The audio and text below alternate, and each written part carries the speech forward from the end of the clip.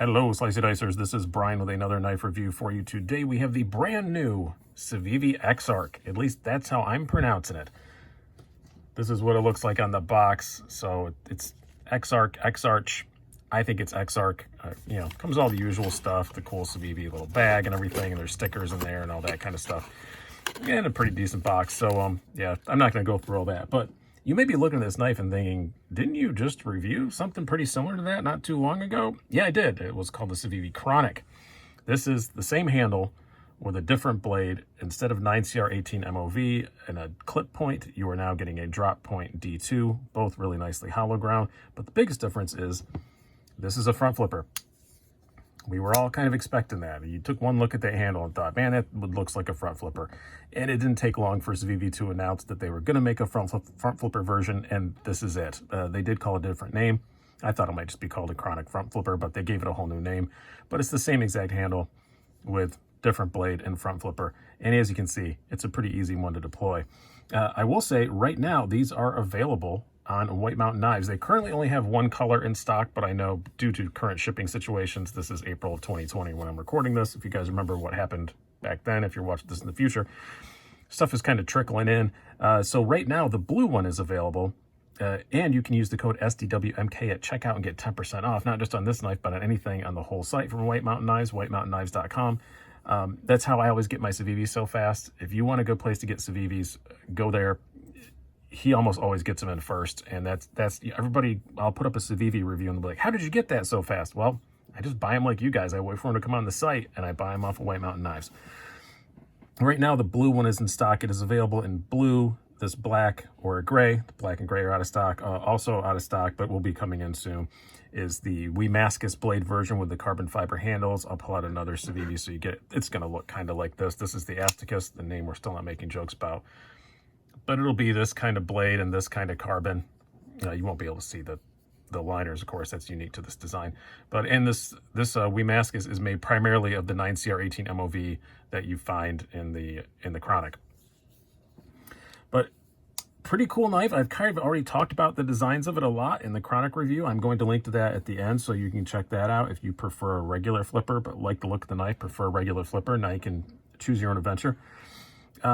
Pretty simple design, but I think it's pretty attractive. I have to say, with this very plain handle, I do kind of like the looks of this just more simple drop point better than the clip point. The clip point looks fine. It still didn't bother me at all, but I do think this suits it just a little bit better.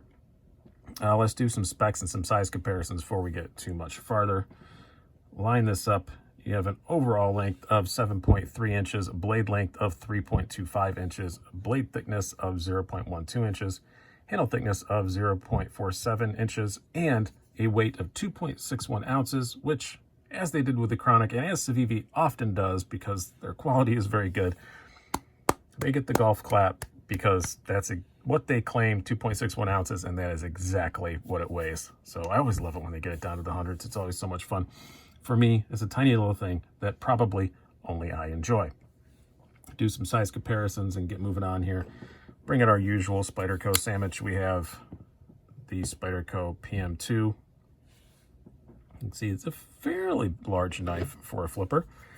Not huge, but and roughly about the same length as a Para 3. A lot of front flippers are fairly small.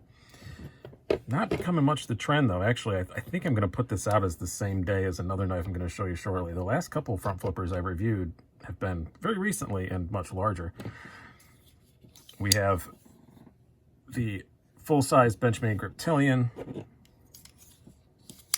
and the full-size Bug Out.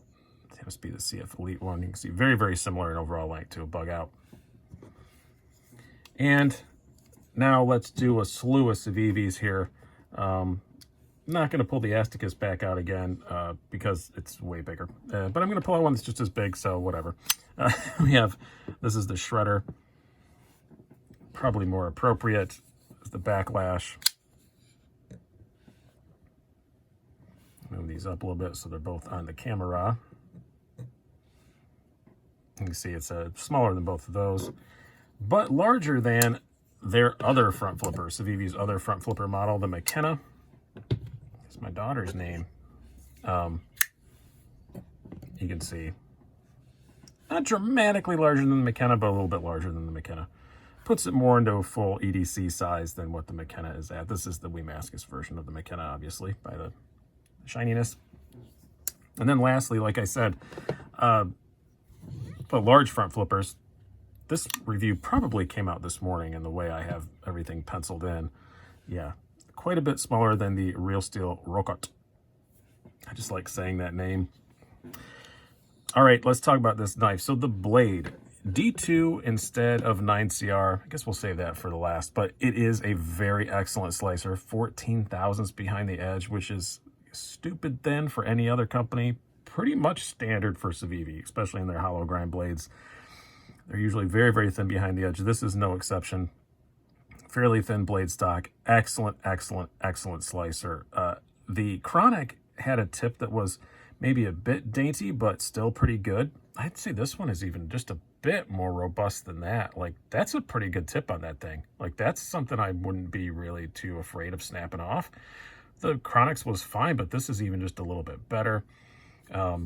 Very generous sharpening choil. Absolutely not a finger choil unless you have tiny little baby fingers. If your fingers fit in there, then I don't know, you're probably not old enough to be carrying a knife, so don't do that. Especially not a front flipper. But yeah, very good sharpening choil. It's D2. I personally would have rather seen them stick with the 9CR18. I just really like that 9CR18 steel a lot. It's very, very easy to sharpen. Wee's D2 is pretty good, but it's still D2. It's not difficult to sharpen by any stretch of the imagination, but it can occasionally get a bit chippy in sharpening, and it just takes a bit longer. It's a tool steel. It's not corrosion resistant. It definitely holds an edge longer than the 9CR, but I'd trade it off to make it just a bit easier to sharpen. And the corrosion resistance thing isn't really a big deal, at least for me in upstate New York. I've never had D2 really corrode that bad, and I usually put that EDCI, Aegis EDCI coating on all my blades, which is a thing I highly recommend. Great product. So I've never really had a problem with it, but it's just, I don't know, I really like the 9CR, and that's a thing that kind of made Civivi unique. They're still one of the only companies using that steel, maybe the only one in folding knives. And now it's just another, it just kind of sinks into the sea of D2. So I don't hate D2, it's just you see so much of it. I think it would have made the knife more unique to stick with the 9CR, but that's just me talking. To each his own. Some people are always going to lump 9CR18 MOV in with 8CR13, which is not the same, guys. It is not even remotely the same steel. So just has similar digits. It's like saying that everybody's social security number is the same. All right, moving on from that. Ergonomics. If you guys, again, go back and watch my Chronic video, didn't love the ergos on it. That still mostly holds true here. Maybe my hands are doing better today or something. It doesn't seem to bother me the last few days. It doesn't seem to be bothering me as much, but there's still definitely a hot spot, mostly from this clip. And they could just do an easy thing to fix it. You see, it's a nice deep carry clip, but it doesn't have recessed screws. We'll talk about that in a moment. But if they just would have recessed this pocket clip and dropped it down that, like, you know, that 1 millimeter, it would make it so much better in your hand. And in my hands, I do feel this little, you know, lanyard hole / faux pommel thing slightly as well. Yeah, it's just not the most comfortable thing in the hand. It's not like, oh my God, horrible bad, but I was really hoping when they came out with this flipper version, they would do something to round that off just a little bit and recess that pocket clip. I almost wish, I said this in the Chronic review as well, I almost wish it didn't have a deep carry clip. I think if it didn't have a deep carry clip, it would be much more comfortable, because you wouldn't have, you know, this ramp sticking up this far back. It would be more up here. But, you know, it's not the end of the world. So, again, same as with Chronic. Not going to make a huge deal about it, but I don't really care for the ergos. A lot of people seem to. The Chronic was very popular. I know a whole lot of people that love them and comment in my videos all the time about how great it is. So, that might just be a me thing with my sensitive little work-at-home palms. As far as the carry goes, it is excellent. This is one place where it is definitely better than the Chronic.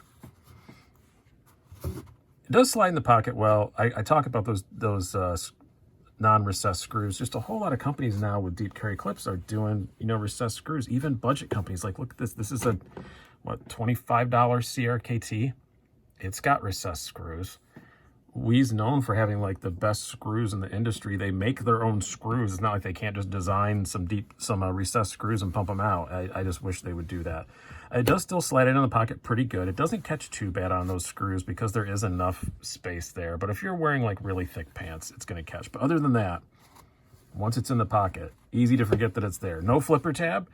The Chronic I mentioned, that flipper tab stuck out a bit more than I expected it to. This has no flipper tab at all, so no issues there. It's very light, well under 3 ounces, 2.61 ounces. Takes up almost no room in the pocket whatsoever. And it is an absolute joy to carry. A very nice knife to carry. This pocket clip, it's so deep, like nobody's even gonna think twice that that's a knife. Awesome, really nice knife to carry. And action on it, it's a Civivi. I love the action on the Civivi McKenna, their other front flipper. This is just as good. It's super easy to work. Very drop shutty. I have not taken this fully apart yet or anything. And it's just, I think if you took it apart and, you know, I put my own lube on it, which is just KPL. I call it my own. I call it my special sauce, even though it's just KPL. And the KPL heavy on the detemp ball, I'm sure it would be completely drop shutty, even with this very thin, light blade. Physics is fighting against it being drop shutty because this is just such a thin, light blade. It's a very thin blade and it's mostly hollow ground. There ain't a lot of weight there. But the action you'd expect. You can't complain about that. So what is my overall conclusion on this? I like it better than the Chronic because I guess, yes, it does still have that same ergonomic flaw that the Chronic had. And the Chronic, I was really excited about that knife and it just didn't impress me that much. This one, the front flip is so much fun that I like it a lot more. It does make me almost forgive the ergonomic flaws a little bit more. And again, those ergonomic flaws may not bother you. They bother me, but to each his own in that. Ergonomics is something that you can't really measure, you know, in any kind of, you know, quantitative way. So it's great value, absolutely, for sure. If you're looking for an entry-level front flipper, there's some really good options out there right now. The Rocut that I just reviewed this morning is another good option. It's much more expensive than this, but still what I would consider budget. This is absolutely definitely budget, and if you really, really like it, you know, try the carbon one. I don't know if I like this enough to go out and purchase the carbon one, just because it's the same handle shape. It's going to have that same hot spot that this one has. But if it didn't have that hot spot, man, I'd be raving about this from ceiling to floor. As I say, right now, I'm going to say it's a very good knife. It's a very good entry-level front flipper. It's very good. I'm going to have to go out and buy another Real Steel Metamorph. Darn, I love the Metamorph. To do a little battle to the death with. I think that'd be a lot of fun. They're both roughly about the same size. The Metamorph's a little longer, but a little more slender. So I guess I have to, for you guys, go get another Real Steel Metamorph. So I'm going to be doing that probably as soon as this video is over so I can get one on the way. And look forward to that. I do really like it. I just wish they would recess this pocket clip, and then I'd be happy as a little girl. So I hope you guys have enjoyed this. I've been Brian. Have a good one.